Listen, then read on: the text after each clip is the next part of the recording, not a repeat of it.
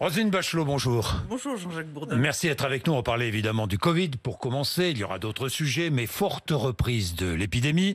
Est-ce un coup dur pour le monde de la culture? Est-ce que les entrées sont en train de baisser actuellement? Oui, effectivement, Jean-Jacques Bourdin, vous avez raison. La situation se tend dans la culture. Il y a des secteurs qui sont particulièrement touchés. La musique, où les chiffres seront clairs. Le deuxième semestre marquera une baisse de chiffre d'affaires de 60%. Les cabarets. Oui. Les cabarets où on note un double phénomène. D'abord, des réservations qui s'annulent, en particulier des réservations de groupes, et le fait que les troupes d'artistes sont touchées et obligent à des annulations. Le syndicat, l'organisation professionnelle, le CAMUL, que nous le signale. C'est pour ça que nous avons pris avec les autres ministres du Travail et à Bercy, la décision que la mesure coût fixe qui s'adressait aux entreprises quand elles perdaient 80% de leur chiffre d'affaires, nous avons décidé de le baisser à 65%, ce qui devrait permettre de prendre en compte les difficultés du secteur. Mais je surveille ça évidemment avec beaucoup de difficultés pour adapter les aides aux besoins. Oui, le quoi qu'il en coûte est réactivé pour la culture, si je comprends bien. Exactement. Vous réactivez le quoi qu'il en coûte pour la culture. Voilà, j'ai des crédits qui permettent par exemple d'affronter les difficultés du cinéma ou du théâtre, mais il faut vraiment adapter de façon continue ces aides et je me bats pour ça. Cinéma, théâtre, musée, concert, masque obligatoire? Masque obligatoire, mesure... Absolument. Absolument. Et pendant un film, par exemple, je suis au cinéma, pas sanitaire, je garde mon masque. Vous gardez le masque. J'étais hier à regarder, si Oui. vous voulez passer un bon moment, Jean-Jacques Bourdin, allez voir Les Producteurs au Théâtre de Paris, Oui. mise en scène de Michalik. Tout le monde était masqué et il faut aérer les locaux, se laver les mains. Vous connaissez les mesures barrières. Est-ce qu'il y aura des contrôles? Oui, bien sûr, il y a des contrôles, mais les contrôles, ils sont effectués par les responsables de salle. Oui. Je peux vous garantir que tout le monde respecte ces consignes. Il y a quand même... on critique beaucoup les Français. Moi, je trouve qu'ils ont quand même le sens de la responsabilité, le sens des responsabilités. Des jauges ou pas? Pour l'instant, il n'est pas question de jauge. J'ai même obtenu que la jauge à 75% dans les concerts debout soit abolie, si on respecte les consignes de sécurité. Oui. Et puis, il y a tout le reste qui fait qu'on est en train de maîtriser l'épidémie. C'est la troisième dose de vaccin, voilà, le rappel avec la troisième dose. Oui. Il faut y aller, il faut se vacciner. C'est pas suffisant, on le sait. Mais c'est déjà une très bonne protection. Oui, il faut se vacciner, oui, partout en Europe, il y a des restrictions pour les non-vaccinés, sauf en France. Vous le regrettez? Non, parce que je pense qu'on est un pays de liberté et que on peut maîtriser l'épidémie parce qu'avec notre politique de vaccination, de précaution, on est aussi le pays où finalement on maîtrise le mieux la pandémie. Donc vraiment, moi je veux qu'on passe des vacances de fin d'année en allant au théâtre, en allant au cinéma, en allant au concert. Oui, en prenant les précautions requises. Fermeture des discothèques. En même temps, les clubs échangistes restent ouverts. On ne comprend pas très bien pourquoi. Oui, ça, je n'interviendrai pas sur ce débat. Les clubs échangistes ne relèvent pas du ministère de la Culture. Vous pouvez le regretter, Jean-Jacques Bourdin, mais enfin, pour l'instant, Non, mais je ne regrette rien du tout. Je constate. Voilà. Je constate. Non, pour parler plus sérieusement des discothèques, effectivement, on comprend pourquoi. Parce que, certes, le pass sanitaire est demandé. La plupart des patrons de discothèques le respectent. On jouait le jeu. Mais à l'intérieur des discothèques, soyons sérieux, on ne porte pas le masque, c'est un lieu de contamination. Nous prendrons évidemment en charge les discothèques qui sont obligées de fermer, comme nous l'avons fait auparavant. Comme vous l'avez fait auparavant. On ne dansera plus dans les bars et restaurants, non plus. C'est la même chose qu'on appelle les danse bars dans les concerts. On danse dans les concerts. Écoutez, prenons les précautions. Moi, j'ai un secteur qui est le secteur de la culture. Ce n'est pas la même chose, un concert et un bar dansant. Oui, mais enfin, on danse dans les deux, quoi. Vous êtes allé dans les deux? Oui, je suis allé dans les deux, oui. On drague peut-être un peu moins dans les concerts que dans les bars dansants. Bon, le concert test d'Indochine à Paris, au mois de mai, j'ai vu, on n'a pas eu vraiment on a eu les résultats. Si, on a eu les résultats. Bon, les résultats ont été très clairs, c'est-à-dire que quand on est vacciné et quand on porte le masque, eh bien, il n'y a pas de contamination, mais il faut dire aussi, il faut être raisonnable, Jean-Jacques Bourdin, c'est Oui. que nous étions dans une configuration où les variants n'étaient pas arrivés. Oui. Donc le concert, il est à apprécier dans un contexte. Oui, c'est vrai. Vous êtes pharmacienne, et on reste, quand on a été pharmacien, on est je pharmacien mourrai à vie. docteur en pharmacie. Exactement, Absolument. vous mourrez docteur en pharmacie. J'ai vu et j'ai écouté les pharmaciens protester parce qu'on leur demandait peut-être d'ouvrir le dimanche. Enfin, peut-être. On leur demandait, on ne leur impose pas, mais on leur demande d'ouvrir le dimanche pour des tests, pour de la vaccination. Et ils protestent. Vous comprenez cette protestation ? Moi, je suis persuadé qu'à terme, les Oui. pharmaciens prendront leurs responsabilités et qu'ils ouvriront le dimanche pour permettre de vacciner et Oui. de tester. À partir du moment où ils auront un espace de liberté sur leurs Oui. horaires d'ouverture, sur la faculté d'ouvrir ou de ne pas ouvrir, ils Oui. ont du personnel, ils n'en ont pas. Écoutez, ils le feront. Si j'étais dans ma pharmacie, j'ouvrirais le dimanche. Vous ouvririez le dimanche. Bien, vous êtes la deuxième personnalité politique préférée des Français, derrière Édouard Philippe et devant Valérie Pécresse, que vous connaissez bien, Oui, Valérie Pécresse. Vous avez été dans le gouvernement Fillon avec Tout à fait. elle. Hein ? Est-ce qu'elle a la stature d'une présidente de la République ? Oh, je pose pas la question comme ça, Jean-Jacques Bourdin. Comment Moi, la je me posez-vous, demande, alors je l'entre sur le plan des principes, Oui. sur le plan du programme.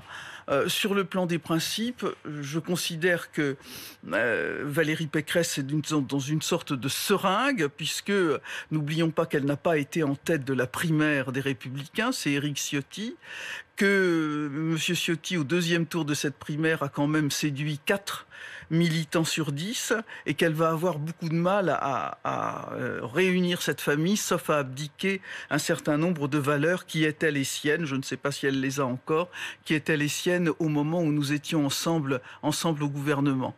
En tout cas, j'ai regardé son programme culture, Oui. il y a du travail à faire encore. C'est-à-dire qu'il n'y a rien, quoi. C'est-à-dire, il y a deux choses qui sont intéressantes. Il y a faire une grande commande publique, c'est ce que nous avons fait il y a un mois, et avoir des crédits pour faire des studios d'enregistrement, c'est exactement le programme France 2030.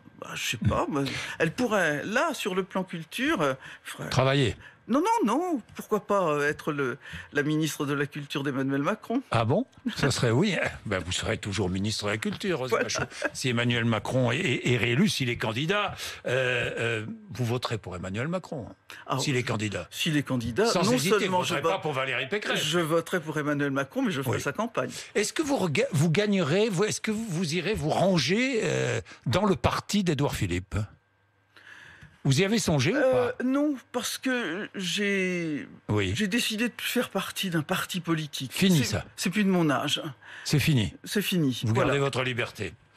Éric Zemmour était mardi dernier, ici même, à votre place. Et à propos d'Emmanuel Macron, il a été très dur. Je cite, c'est un adolescent qui se cherche. On a l'impression d'un type qui n'est pas fini. Ce type n'est pas fini. Ce type dit tout et le contraire de tout, c'est le vide. Je trouve que ces propos sont absolument inqualifiables. Parce que c'est l'attaque, non pas une attaque politique, c'est l'attaque d'une personne dont on dit qu'il n'est rien. Et véritablement, ce genre de propos, de négation de la dignité d'un être humain est absolument insupportable. Ce n'est pas digne, ce n'est pas un combat politique digne.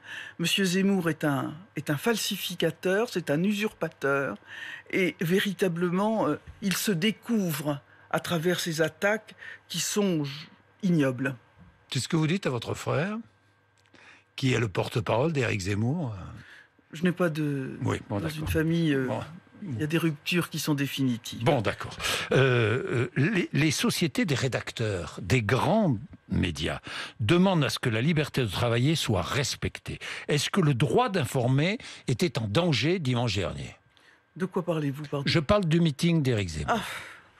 J'avais déjà oublié, j'étais dans le déni sans doute. Est-ce que le droit d'informer... est menacé ? À partir du moment où des militants politiques chauffés à blanc sont amenés à vilipender la presse, oui, la liberté est menacée. La liberté est menacée. Le droit d'informer est en danger. Bien sûr. Que faire alors ? Le rappeler Le rappeler, c'est ce que d'ailleurs... Le rappeler, c'est ce que nous avons fait avec Gérald Darmanin lundi dernier, pour à la fois protéger les journalistes, protéger leur liberté d'informer. Il y a eu un travail qui a été mené de façon très approfondie. D'ailleurs, l'ensemble des organisations professionnelles ont salué le travail que nous avons fait avec Gérald Darmanin. On a évidemment remis sur le principe fondamental que c'est la carte de presse qui authentifie le journaliste, le fait que évidemment on doit aussi protéger les accompagnateurs des journalistes, les caméramans, les stagiaires, les étudiants les journalistes qui devront bientôt aller dans un meeting protégé. On en est là on en serait là en France je le regrette, mais quand on voit ce qui s'est passé, oui. Mais oui, la presse, Éric Zemmour attaque la presse en disant que les journalistes sont majoritairement de gauche. Mais il y a aussi, oui, ça vous fait lever les yeux au ciel. Mais non, mais l'attaque contre les journalistes a toujours été le premier palier des gens qui attaquent la démocratie. Si vous regardez l'histoire du XXe siècle, et de ce début du 21e, c'est toujours la même façon, c'est toujours le même processus qui est à l'œuvre. Et d'ailleurs, il est tout à fait intéressant de voir que M. Zemmour et d'autres préconisent de supprimer le service public de l'audiovisuel. Oui. Eh bien, ça, je serai la défenseuse du service public de l'audiovisuel c'est quelque chose, c'est une garantie de la liberté. La presse d'opinion existe, Roselyne Bachelot. Éric Zemmour est soutenu par un groupe de presse important. Non, mais la presse d'opinion existe, bien sûr entendu. Donc il n'y a rien à... Bon, écoutez, moi je ne suis pas la ministre de la censure, je suis le défenseur de la liberté de la presse, évidemment, même celle qui ne me plaît pas, heureusement. Roselyne Bachelot, Emmanuel Macron et l'Europe. Hier, conférence de presse du président de la République. Je vais revenir, mais au cours de cette conférence de presse, il a parlé de la création d'un comité d'historiens de différents pays européens pour bâtir une histoire européenne, une histoire mondiale de l'Europe. Oui, une académie européenne en quelque sorte qui permettrait de contrer le révisionnisme historique qui remet en cause notre histoire et nos responsabilités dans cette histoire.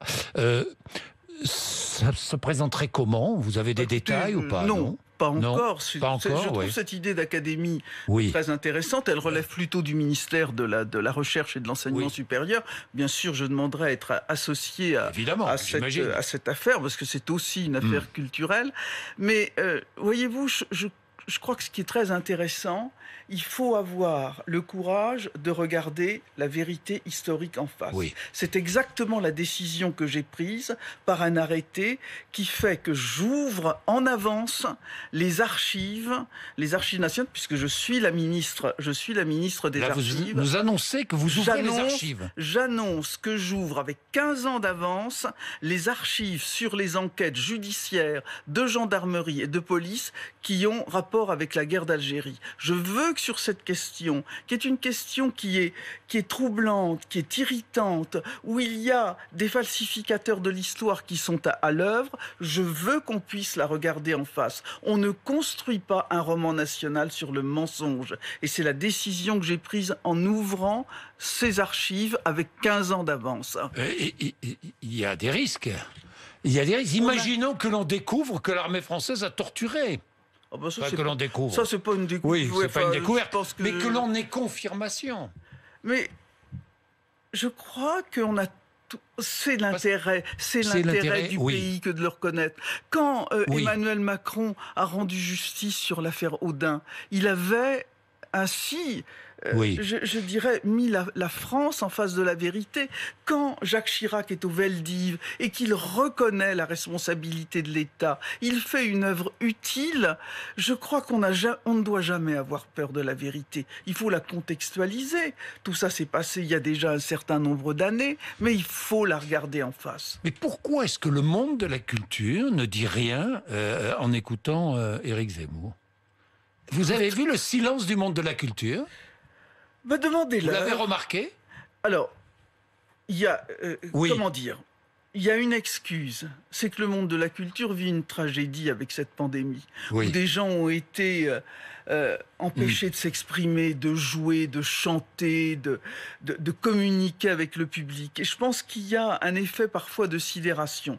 Mais il y a des intellectuels aussi, dont je regrette, pour lesquels j'avais de l'estime, qui sont furieusement muets. On peut les interpeller, leur demander de prendre position. Mais lesquels? Ah non, oui, non, ah non, les d'accord. listes, Bon, non, ça va. non, oui, on va pas passer oui. de liste. Voilà. Mais vous avez dit, pour en revenir à la guerre d'Algérie, vous avez dit la colonisation est un crime, une barbarie. Nous y avons pris notre part. Bien sûr. Et vous maintenez ces propos et... Bien sûr qu'il y a pris notre part. Mais dans toutes les guerres, quand on regarde l'histoire de la France, bien sûr, il y a eu des choses... On va pas parler du massacre de la Saint-Barthélemy ou d'autres crimes épouvantables, ou des croisades, ou d'autres faits historiques. Et on les regarde, on les analyse. On se dit qu'est-ce qui s'est passé. Il ne s'agit pas de trouver les responsabilités chez un tel ou un tel aujourd'hui. Mais bien sûr qu'il faut regarder. La France a été une nation esclavagiste. Oui, c'est vrai. Pourquoi le nier ? Pourquoi ne pas le reconnaître ? C'est ce que nous faisons. C'est ce que nous faisons en restituant les 26 œuvres d'art du palais d'Abomey qui ont été prises au moment de cette guerre au Bénin. Bien sûr, on le reconnaît. Et c'est bien parce qu'aussi on se réconcilie à travers. Alors justement, est-ce que nous allons restituer certaines œuvres d'art que certains pays réclament ? Oui, alors il y a une procédure qui est très particulière parce que vous savez que les biens contenus dans les musées français sont inaliénables. Donc sur chaque demande, il y a une analyse, il y a évidemment la reconstitution de l'histoire, à quel moment elles ont été acquises, est-ce qu'elles ont été acquises normalement, achetées, pillées, est-ce que ces œuvres seront accueillies dans de bonnes conditions ? Je vous dis ça parce que les Grecs demandent la restitution des marbres du Parthénon aux Britanniques. Par Lord Elgin. Écoutez, je laisse les Anglais en tête à tête avec les Grecs. Avec les Grecs. Mais nous allons restituer des... bien sûr. Nous restituons régulièrement. Nous restituons et d'autres œuvres sont en cours de restitution, comme la couronne de la reine malgache ou d'autres encore. La couronne de la reine malgache, c'est extraordinaire, ça. Ah, ça, c'est extraordinaire, ça. C'est extraordinaire. Mais pour en revenir à cette déclassification des archives de la guerre d'Algérie, quelle est l'idée, au fond ? Pourquoi ? Pourquoi ? Pour réconcilier les Français avec leur histoire, c'est quoi l'idée ? Pour faire en sorte qu'il n'y ait pas de falsificateur de l'histoire. Parce que c'est la falsification qui amène toutes les errances et tous les troubles et toutes les haines. À partir du moment où les faits sont sur la table, où ils sont reconnus, ils sont analysés, c'est à partir de ce moment-là qu'on peut construire une autre histoire, qu'on peut construire une réconciliation. Tant que les choses ne sont pas dites et ne sont pas éclairées, on est emporté par ses passions, on est emporté par ses haines. On a des choses à reconstruire avec l'Algérie. Elles ne pourront se reconstruire que sur la vérité. Roselyne Bachelot, soyons contemporains. Miss France, élection de Miss France, demain soir. Vous aimez cette élection, ce concours ? J'aime bien le concours de Miss France. Alors, je sais bien que... Certains reprochent, et vous savez à quel point je suis une militante féministe et où je me bats pour l'égalité entre les hommes et les femmes, entre les femmes et les hommes. Mais c'est un concours sympathique, c'est un concours amusant, c'est un concours glamour. Je ne serai pas de ceux qui boudent leur plaisir devant le concours de Miss France. Vous comprenez mal ces critiques des féministes. À un moment, détendons-nous. On en a besoin, on en a besoin en ce moment. Il y a d'ailleurs beaucoup de progrès qui ont été faits dans le concours de Miss France, en particulier sur le plan social, puisqu'elles sont rémunérées, ce qui n'était pas ou peu le cas jusqu'ici. Les choses se sont éclairées sur le plan du droit du travail, et elles sont loin d'être des potiches, et elles sont très jolies. N'y touchons pas. Voilà. N'y touchons pas, c'est ce que vous dites. N'y touchons pas. On a besoin d'un peu de légèreté. Merci beaucoup, Roselyne Bachelot, d'être venue nous voir ce matin sur RMC et BFM TV. Il est 8h52.